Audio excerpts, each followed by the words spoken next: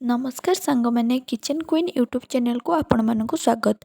आज मु आपण मानक सहित कलरार गोटे सुंदर रेसिपी शेयर करी जोटा कि छोट छुआ आरंभ कर बड़ लोक पर्यंत समस्ते खाइबा को पसंद करेंगे। से रेसिपीटार ना हूँ आलू पुर दिया गोटा कलरार भजा। तो चलतु आम देखा ये रेसिपी कौन कौन सब सामग्री यूज कर। तो आपण को जदि आम चैनल वीडियो सब भल लगुच तो आपण आम चैनल को लाइक शेयर एंड सब्सक्राइब करेंगे। तो देखो मुझे प्रथमे सब कलरा को भल भाव धोई नौ सहित मुझे दुईटी आलू और गोटे टमाटर यूज करछि। आपण सब परिवा को प्रथमे भल भाव धोई नेबे। एबे मु ए कलरा को जो भली भाव वीडियो रे काटिबे आपण से भली भाव कलरा को कट करेंगे। तो देखो आपण कलरा को प्रथमे मझीरू कट करके भितर जहाँ भी सब मंजी अच्छी से सब को भल भाव बाहर करे। कारण आम जहाँ भी मसला प्रिपेयर करवा से सब मसला ऐड कर नवा। आप भल भाव से मंजी सब को बाहर करदे आ से मंजी को फोपाड़े से मंजी आमर मसला यूज हम। तो देखो मुझे जो भाई भाव सब मंजी बाहर कर नौ से भाव सब मंजी को बाहर करे। एबे मु ये सब कलरा को सिझाई गोटे कड़ाई रे किछि पानी गरम कर नौछि। एबे से पानी रे मु सब कलरा को ऐड कर देबे।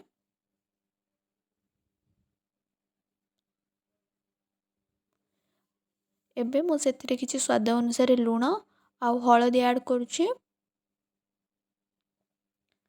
आपण लूण हळदी ऐड कर सारला परे एको 10 मिनिट पर्यंत घोड़े की छाड़ी देबे जहा द्वारा कि कलरा भल भाव सिझी जिवो। एबे देखंतु मु लूण और हळदी ऐड कर सारलेनी। एबे मु याको 10 मिनिट पर्यंत कवर करके छाड़ी देबे।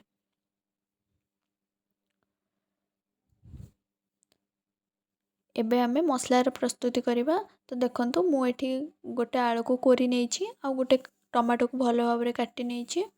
आ एठी मसला पई मु किछि जीरा दुईटी सुखिला लंका आ गोटे रसुण को भल भाव चोपा छड़े की रेडी कर देछि। आ समस्ते सोरिष ऐड करती किंतु आपण एठी सोरिष ऐड करेंगे आपण एठी जीरा ऐड करेंगे जहाँ द्वारा टेस्ट बहुत भल आसीबो। एबे देखंतु 10 मिनिट परे मु कवर खोलिली कलरा भल भाव सिझी जाइछि मध्य। एबे मु ए कलरा सब को गोटे अलग प्लेट को बाहर कर नौछि।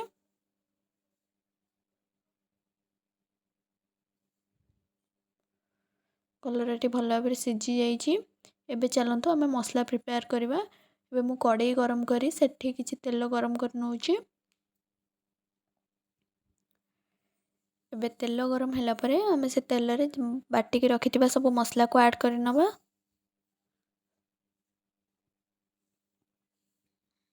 देखो मुझे जहाँ भी सब मसला को बाटिक रखी सब को ऐड कर नई। आम कि समय तक भल भाव फ्राए कर नबा। एबे मु सेतिरे स्वाद अनुसार लूण और हल्दी यूज करछि।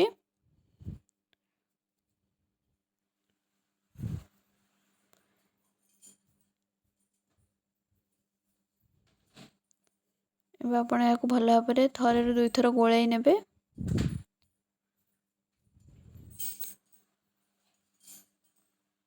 किछि समय फ्राए कला परे आमे रखिथिबा कलर मंजी को सेठे ऐड करबा आउ कोरिथिबा आलू आउ किछि टमाटर को मध्ये ऐड कर दबा।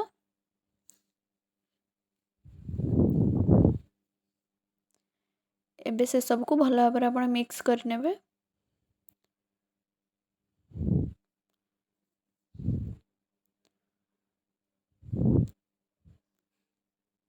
देखंतु जो भली भाबे आपण वीडियो रे देखुचेनी से भली भाबे भल भाबे सब मसला को मिक्स कर नेबे। एबे मु सेथिरे किछि पानी ऐड कर दोछि। एबे याको आपण भल भाबे गोळेई नेबे।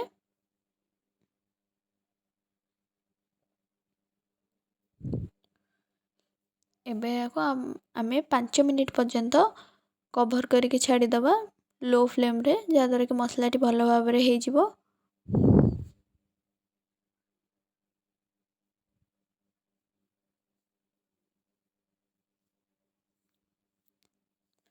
देखंतु एबे 5 मिनिट परे मसला हमर रेडी हे गलानी। एबे मसला को मु गोटे अलग प्लेट को बाहर कर नौछि।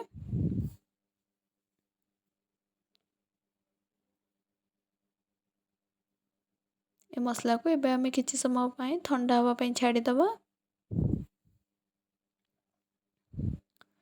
एबे देखंतु मसला ठंडा हो गलानी आ आम कलरारू आमे जो सब पानी सब रही जाइछि से सब पानी को आमे बाहर कर नवा। और एबे से कलर रे आमे जहाँ भी मसला रखिले ताको ऐड करिवा। भल भाव में आप मसला देवे जहाँ द्वारा कि कलराटा खाइबा पई बहुत टेस्टी लागिवो। कलरा बिल्कुल भी पिता लागोनी। छोट छुआठू आरंभ करिकी सब लोक खाइबा पई पसंद करेंगे। देखंतु एपरि भाबे आपण सब कलर रे मसला सब को ऐड कर नेबे।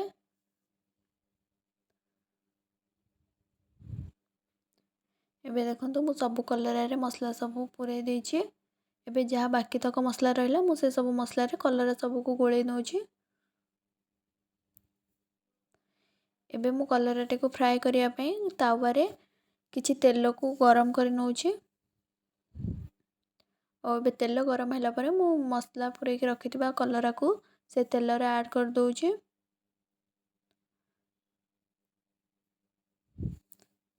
देखंतु ए बेले भाबे आपण सब कलरा को तेल ऊपर दे देबे। आ जहाँ मसला भी बड़ी थिबो से सब मसला को भी कलरा ऊपर आपण दे दे परिबे। एबे आगो आमे 5 मिनिट पर्यंत कवर अप करके छाड़ी दबा। देखंतु 5 मिनिट परे हमर कलरा रो गोटे साइड आमे लौटे नबा। देखंतु कलराटी गोटे साइड बहुत परफेक्ट भाव रे हे जाइछि।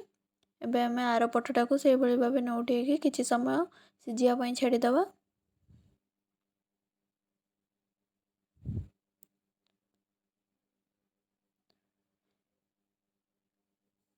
देखंतु 5 मिनिट परे पुणी आउ थरे मु घोडणी खोलिकी देखि नउछि। एबे हम कलरा पूरा पूरी भाव रे रेडी हे जाइछि। देखंतु केमिति सुखिला सुखिला आ केते क्रिस्पी देखा जाउछि। एबे मु याकू गोटे प्लेट को बाहर करि नउछि।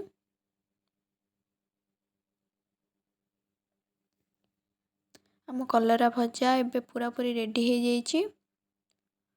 देखिबा को जेतिकी सुंदर देखा जाउछि खाइबा को मध्ये सेतिकी टेस्टी लागिवो। आपण देखंतु कलर केते सुंदर आछि।